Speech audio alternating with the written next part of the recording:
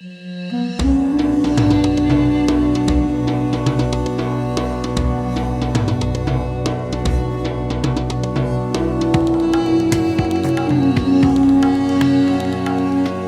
kick off with Christof Rühl, Senior Research Scholar, Center on Global Energy Policy at Columbia University. Christof, there's been so much drama this week, but we're exactly where we started from the oil price point of view, as it's some kind of a reference to what this big drama week means. How do you read that? Is it still digesting this big news of Donald Trump's re-election as president, or has it digested it and said, well, nothing to worry about here, nothing's changed? Your thoughts on the big news this week and its intersection with the energy markets? On the big news this week, these are two very separate questions. On the intersection with the oil price in particular, I think it is a bit of a wait and see attitude at the moment. Everybody knows that Trump is trying to unlock domestic energy production, including oil production, in particular shale oil production, and drilling in the natural preserves in the federal land where it is currently not possible. Everybody also knows that A, this is a long-term prospect, and B, he has good friends in the oil industry, so it doesn't necessarily mean to do everything immediately to get prices really steep down. Everybody also knows that this presidency is likely to mean an increase in geopolitical assertiveness of the US. And I don't mean what people often mean here, that just the tariff wars and all of that, which may slow down global growth. But much more concrete, Trump is a very good friend of the state of Israel and his leading politicians, those in power currently, and is much more likely to support Israel in an escalation versus Iran. And that may, in the short term, lead to a firming up of the oil price as the risk premium goes up. So these are the two tensions, one long-term and one short-term. The long-term one a bit more vague than the short-term one. And I think that's what the oil price is doing here, treading water. What is probably more interesting in the medium term is what the impacts on demand will be. And for that, you have to have a longer view term look at the relationship between the US and China and the possibility of trade wars. And again, I think it's a bit too early. People will see what are the tariffs he implements. Is there a difference between, is it possible legal to have a difference between tariffs for imports from China versus the rest of the world? What is China going to do? Are they going to boost their economy now in response, increasing oil demand in due course? Let's look a little bit at this from a Europe perspective. You're sitting in London, you are from Germany, and you've worked in Russia. So I'm going to connect all those dots somehow, because on the same day that Donald Trump was elected, the German government collapsed. I'm not sure if those two things were correlated, but they certainly felt like it psychologically. Your thoughts on the ramifications for Europe? The general narrative perceived is that Trump will do some deal with Putin to sort of compel Europe and the Ukrainians to settle. Your thoughts on how all that plays out and what it could mean for the energy markets? Yeah, I was about to refer to Russia in the context of what Mike said about the energy markets. There are some things which have changed, and one is certainly that this was a sweeping victory, so Trump will have his way much faster, much more decisively, in addition to being better prepared and having people in place. So whatever happens will happen very fast. One of the unknowns which will be important for Europe and the world and energy markets is the dealing with Russia and Ukraine. And when you listen to the first noises from Zelensky and also from Putin, they are expecting to be all expecting probably to be the first piece of the new puzzle Trump is going to put into place. That has the potential, any kind of negotiated settlement there has the potential to free up Russian oil and commodity exports again. They have always taken place, as we all know, but there is a risk premium, there's higher transaction costs that need to be, and they would disappear. And in exchange, you probably see sanctions reimposed on Iran, which would have the opposite effect. So these two things may balance. In Europe, yeah, I mean, it looks like the Germans have immediately thrown the towel when they got the news of these elections. This does not look very good, and I mean, or maybe for some people it looks good, but the coalition there is broken as far as I understand, and the current arguments are around when the new election takes place, not whether it takes place. And this may well lead to yet another European core country shifting decisively to the right. I mean, with the exception of the UK, we have seen this in France, and we will see this in Germany potentially in two different ways. One is that there's a very high, by now, very high percentage of the electorate willing to vote right-wing parties, real strong right-wing parties, like this German group, which is called AfD. And the second is that also the mainstream coalition, and will have to be a coalition because every big old party is too small now, is probably unthinkable without the conservatives, Merkel's old party, who have been now watching, were not part of the current coalition. And the Social Democrats and also the Greens and the Liberals who have formed the current coalition are probably shrinking a lot. So a general shift to the right, both in terms of the violent underlying sentiment of the street, so to speak, but also in terms of policy. And That on ties that in with point, France Christof, and with Italy. And then you have a Europe which will be would much more likely to work with Trump. work with Trump. That was my follow-up question, that this sort of emerging right, and if we get Le Pen in France as well in the next election, presidential election, which is, I think, 26, that that this group will not resist Trump's kind of unilateral settlement of the Russian-Ukraine conflict. Would that be your reading on it?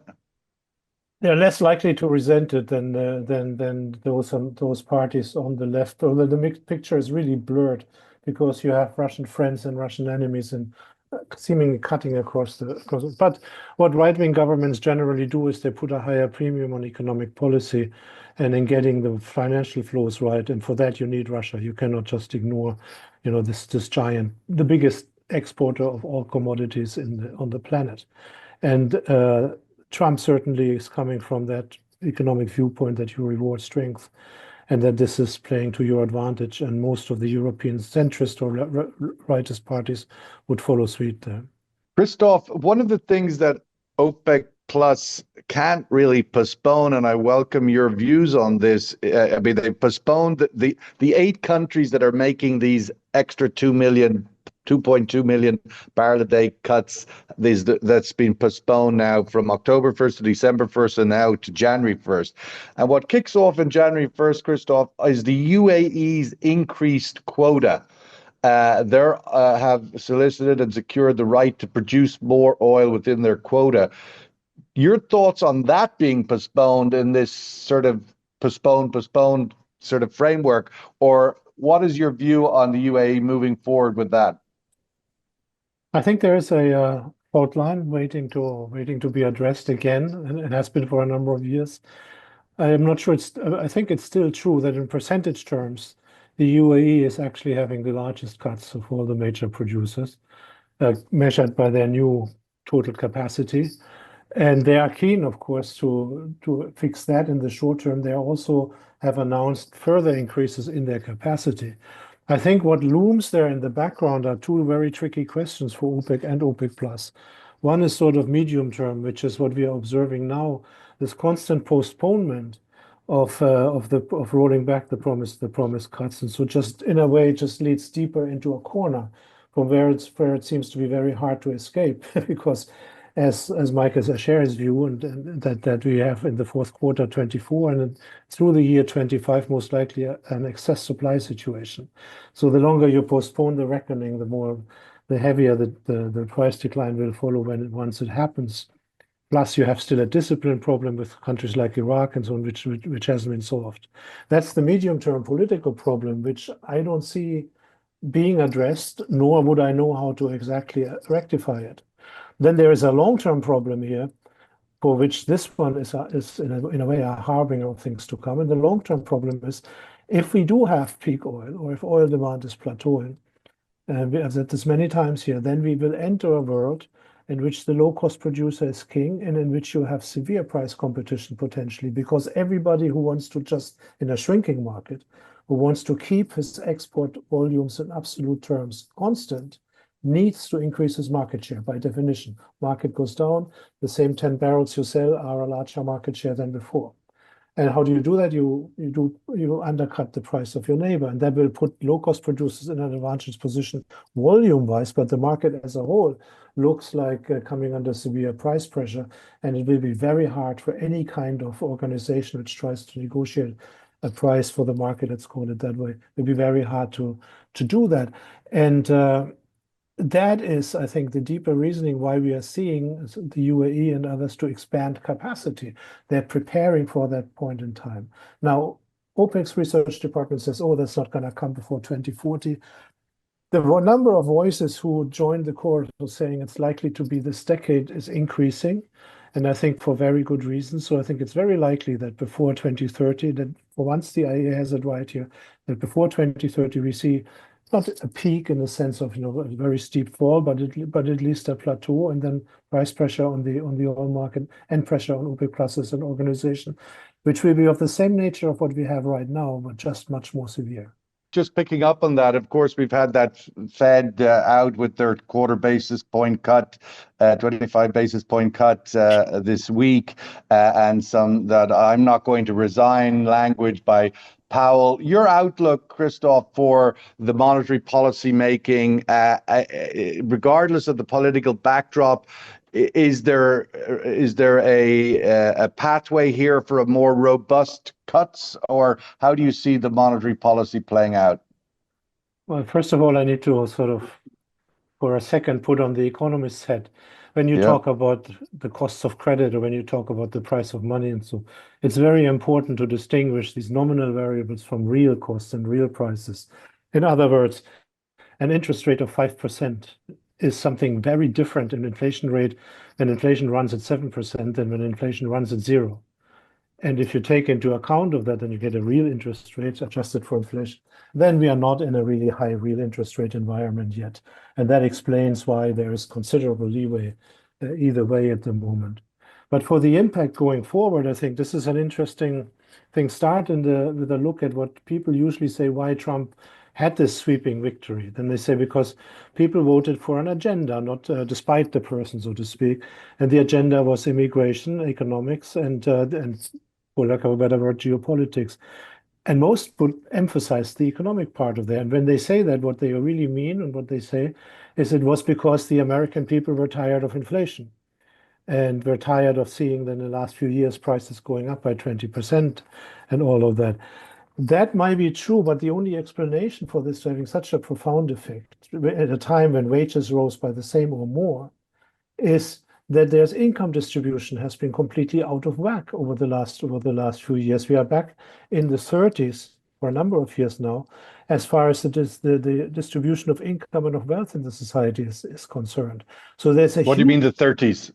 In the 1930s. 1930s, okay. We're having some of the most uneven income distribution in the US right now, which we ever had measured, and with wealth distribution. So that explains why millions sort of voted for a club of billionaires, because they got so disappointed from their own democratic representatives. And why inflation has this kind of profound effect, because there are too many people at the lower end of the income ladder who really suffered from it.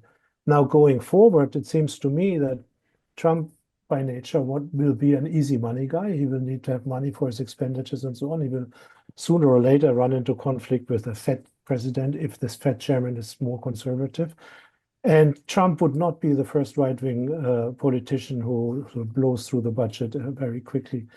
And generating inflation would be the result of some of his proposed, running up of debt and deficits. And that would be potentially having the seed of unsettling him at the next election.